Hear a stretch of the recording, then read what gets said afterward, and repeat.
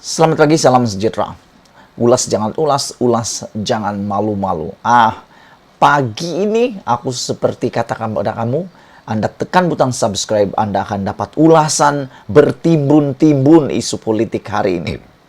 Pagi ini yang lagi hot apabila melibatkan SPRM. Wah, ini gara-gara tuntutan beberapa ahli parlimen seperti Lim Guan Eng menuntut supaya bos SPRM letak jawatan dengan segera. Apabila Lim Guan Eng mengatakan bos kepada SPRM mempersoalkan indeks kadar jenayah yang dikeluarkan oleh satu pertubuhan antarabangsa. Lim Guan Eng kata kalau itu pun tak diiktiraf, nak guna apa lagi indikator untuk menunjukkan rasuah dalam negara ini. Lagipun menurut Lim Guan Eng, indikator yang dikeluarkan oleh badan itu diterima pakai oleh pertubuhan-pertubuhan besar termasuk PBB dan juga Bank Dunia. Bermakna itu sangat accurate, sangat tepat dan dapat memberi bayangan keadaan sebenar rasuah di 180 buah negara yang ada di seluruh dunia. Malaysia jatuh anak tangga dan apabila bos SPRM mengulas, beliau kata mengulas bahwa laporan itu adalah laporan yang dia tidak setuju dengan laporan tersebut. Apalagi Lim Guan Eng pun menegur, dia kata letak jawatan sajalah. Tapi hari ini bukan Lim Guan Eng sahaja yang menggesa bos SPRM letak jawatan. Siapa yang menggesanya kali ini? Siapa lagi kalau bukan Rafizi Ramli. Selepas Rafizi Ramli sah menjadi timbalan Presiden PKR, beliau kini sangat aktif. Inilah yang ditunggu-tunggu, bukan sahaja dalam kerajaan tetapi dalam pembangkang juga. Kerajaan pun perlu ada parti yang kuat, yang gemar bercakap, memperjuangkan hak rakyat. Kali ini Rafizi selepas menjadi timbalan Presiden PKR menggantikan Azmin Ali yang telah mengkhianati PKR, pindah kepada Parti Bersatu melalui langkah Sheraton. Azmin Ali mengatakan, kalau saya Azam Baki, saya letak jawatan, kata Rafizi. Timbalan Presiden Parti PKR Rafizi Ramli membidas kenyataan Ketua Pesuruhjaya Suruhanjaya Pencegahan Rasuah SPRM Tan Sri Azam Baki berhubung kedudukan Malaysia dalam Indeks Persepsi Rasuah CPI. Bekas ahli Parlimen Pandan itu berkata, kenyataan Azam yang menganggap kejatuhan kedudukan negara dalam CPI tidak memberi gambaran sebenar keadaan rasuah di Malaysia. Dilihat hanya bertujuan untuk mempertahankan rekod prestasinya sepanjang memegang jawatan tersebut.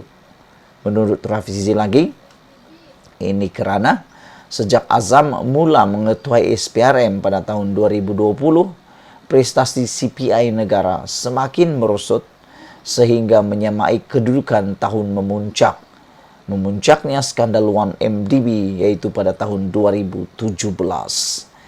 Kedudukan Malaysia terus turun dari tempat ke-62 pada tahun 2017, 61 2018, 51 tahun 2019, 57 tahun 2020 dan pada tahun 2021 kembali semula kepada kedudukan 62. CPI membandingkan tanggapan masyarakat mengenai berleluasanya amalan rasuah di sektor awam di antara 180 buah negara di seluruh dunia. Pada kedudukan terkini, paras 62 dari 180 buah negara, ia membayangkan rakyat negara ini merasakan amalan rasuah kebelakangan ini sampai ke peringkat semasa skandal 1MDB memuncak dahulu tahun 2017. Menurut Rafizi, jika saya menjadi Azam Baki, saya akan meletakkan jawatan kerana bawah kepimpinan saya, segala usaha rakyat menolak rasuah seolah-olah sia-sia apabila rakyat merasakan keadaan sekarang tidak banyak berbeza dengan semasa skandal 1MDB memuncak, katanya melalui satu hantaran Facebook pada Jumat.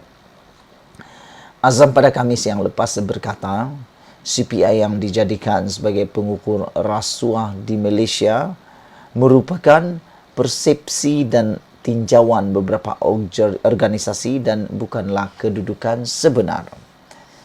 Bagaimanapun, Azam berkata, kedudukan CPI itu juga tidak boleh ditolak sepenuhnya dan usaha untuk memerangi pemikiran tersebut perlu dilakukan segera untuk menolak rasuah dalam negara ini. Wow.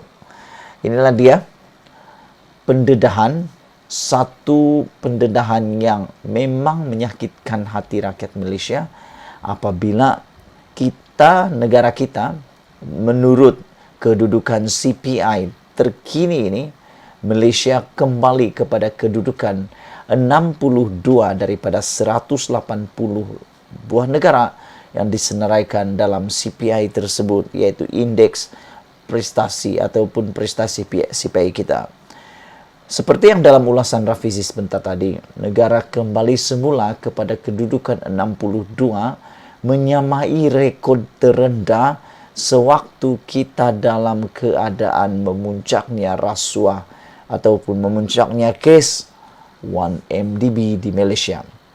Ini bermakna dengan CPI ini, masyarakat yang ada di Malaysia merasakan bahawa kes rasuah ataupun perkara rasuah ini, isu rasuah di Malaysia sama beratnya pada tahun 2017 ketika kes 1MDB sedang memuncak. Dan kalau kita lihat kedudukan ini telah merosot turun pada tahun 2019 dan 2020. Tetapi naik semula selepas Perikatan Nasional meneruskan kepimpinan dan di bawah semula Perdana Menteri UMNO. Pada kedudukan ini, menurut Rafizi lagi, jika saya menjadi Azam Baki, saya akan meletakkan jawatan kerana di bawah kepimpinan Azam Baki, segala usaha rakyat menolak rasuah seolah-olah sia-sia. Apabila rakyat merasakan keadaan dan sekarang tidak banyak berbeza dengan semasa skandal 1MDB memuncak, kata Rafizi lagi. Apa pendapat anda tentang CPI ini? Adakah anda juga bersetuju dengan bos SPRM ini ataupun dengan Rafizi? Malaysia kita punya, kita juga sama-sama cintai Malaysia. Kita jumpa lagi. Bye-bye.